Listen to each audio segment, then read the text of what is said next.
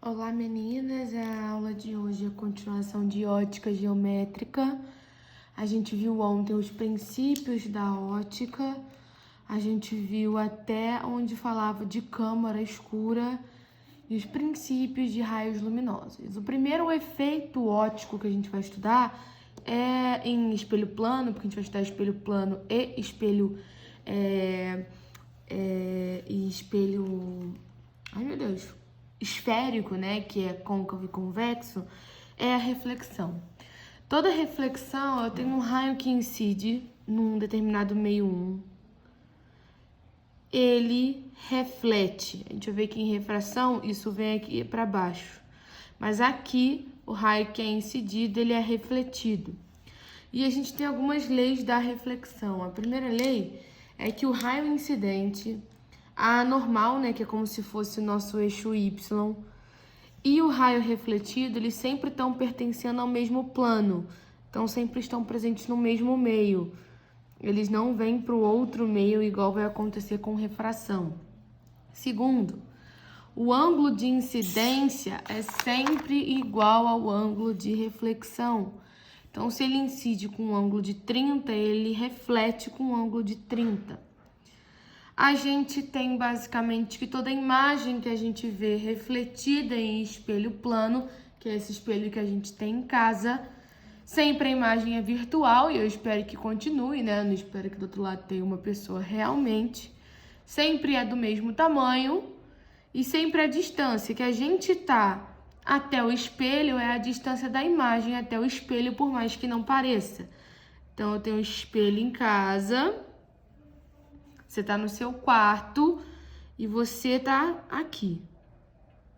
Sua distância até o espelho, vamos supor que é 1 metro. Então, aqui você é o objeto. A imagem, ela vai ter o mesmo 1 metro para cá, o mesmo tamanho. A única diferença é que ela vai ser virtual. Então, acaba ficando o contrário, tá? Quando a gente pega e a gente coloca dois espelhos planos formando uma angulação e coloca um objeto entre esses dois espelhos, então vamos supor que a gente tenha dois espelhos planos aqui formando uma angulação. Se eu botar um objeto aqui e eu quiser saber o número de imagens que vão gerar, o número de imagens são 360 menos sobre o ângulo menos 1. Então, 360 sobre o ângulo, vai depender do problema, menos 1, beleza? Aí, de espelho plano, a gente estuda isso até aqui, né? Depois a gente vai estudar refração. E aí a gente entra em espelho esférico. Um espelho esférico é literalmente uma esfera. Eu cortei ela por um plano. A parte que fica de cima, que recebe o externo, ele é chamado de convexo. E o que recebe raios luminosos internamente é chamado de côncavo, tá? Basicamente, todo espelho esférico, ele tem essa formulação aqui que a gente tá vendo. Ele tem o vértice, o foco, que é literalmente a metade do vértice, e o centro, beleza? Tudo é o raio, do centro até o vértice, tá? Então, a gente pode dizer que 2 vezes o foco é o raio. Daqui a pouco a gente vai começar a gravar essas relações aí. A gente tem Fzinho, que é a distância focal, que é do V até o F, tem a angulação aqui, alfa. Então, C é centro de curvatura, F é o foco principal, V é o vértice, R é o raio, Fzinho é a distância focal e alfa é o ângulo. A gente tem algumas propriedades de espelho. Primeiro é que todo raio de luz que incide paralelo, ele passa pelo foco. Então, é paralelo pelo foco. Eu só desenhei um espelho, mas são 2 na real, né? Eu desenhei só um tipo, mas ocorre nos 2 espelhos. E aí, a gente também tem que todo raio de luz que incide pelo foco, ele é refletido paralelo. Então, paralelo pelo foco, paralelo, beleza? São as duas regras nas construções de espelho que a gente vai ver. Terceiro, todo raio que passa pelo centro de curvatura reflete sobre si mesmo. Então, vai pelo centro, volta pelo centro. E quarta regra, todo raio de luz que incide sobre o vértice, ele é refletido simetricamente, ou seja, o ângulo que ele vai é o ângulo que ele volta. Aí a gente entra na parte importante de espelho, né, que é o estudo analítico dos espelhos, aonde a gente vai aprender aquela equação de Gauss, que a gente fala, né, normalmente. A gente tem que F, na fórmula, vai ser a distância focal, P é a distância entre o objeto e o espelho, P' é a distância entre a imagem e o espelho, O é o objeto, I é a imagem e A é o aumento linear. E aí a gente chega na equação de Gauss, de 1 sobre F é igual a 1 sobre P mais 1 sobre P'. Naquela coisa feia que a gente aprende, uma fimose é um pinto mais uma P'. Por mais que pareça horrível, é a verdade.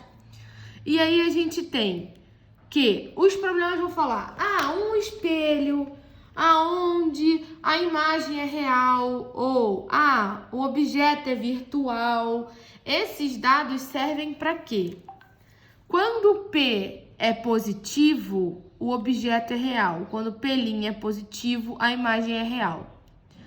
Se P e P' forem negativos, o objeto e a imagem são virtuais. E aí vai ser negativo, a gente tem que botar um negativo na fórmula. Então, isso serve ao longo do problema falando. Se F for maior que zero, se for positivo, é um espelho côncavo. Se for negativo, é um espelho convexo. Então, se ele fala que o estudo está no espelho convexo e ele te dá o F, te dá o foco, a distância focal, então você sabe que vai ter que ser negativo. E a gente tem o aumento linear, que é menos P' sobre P igual a I sobre O. E se isso for positivo, aí é direita, e se A for negativo, é invertida. Para finalizar a parte de espelhos, eu não trouxe todas as construções, porque basicamente a Bruna na prova discursiva dela não cai física para escrever e a Duda também não.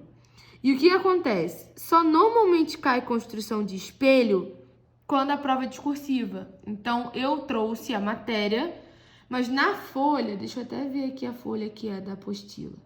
Na folha 6 da apostila, tem todos construídos, mas eu trouxe um para vocês. No espelho côncavo, a gente tem algumas posições. Objeto antes do C, sobre o C, entre o C e o F, sobre o F e entre F e V, tá? Aqui não é sobre, é entre. Eu não sei porque que eu escrevi isso. E aí a gente tem basicamente a primeira construção, que é o objeto antes do C. Desenha o espelho VFC, paralelo pelo foco paralelo. Opa, tá aqui. E aí a gente aprende que essa imagem ela é real, porque ela tá antes do espelho, ela é invertida e é menor. E vai ficar entre o C e o F. Mas, Roberta, como é que você sabe que ela é invertida? Porque no espelho côncavo, toda a imagem real é invertida. Então, se tiver antes do espelho, é invertida. E toda a imagem direita, quer dizer, depois do espelho, é virtual. Beleza? Basicamente, no espelho convexo, a gente só tem uma construção, que é essa que tá aqui, que fica virtual direita e menor, entre o foco e o vértice. A partir disso, vocês podem fazer lá na folha de dever. Peraí que eu vou seguir aqui para ver com vocês. Eu tinha mandado vocês ontem pararem na folha 16. Façam da 16 até... Peraí que eu tô vendo todas que vocês podem fazer. Da 16 até a 21. Então, vocês podem fazer da 16 a 21 para aonde começar a refração. Porque amanhã eu vou liberar refração e doença visual, beleza? É isso.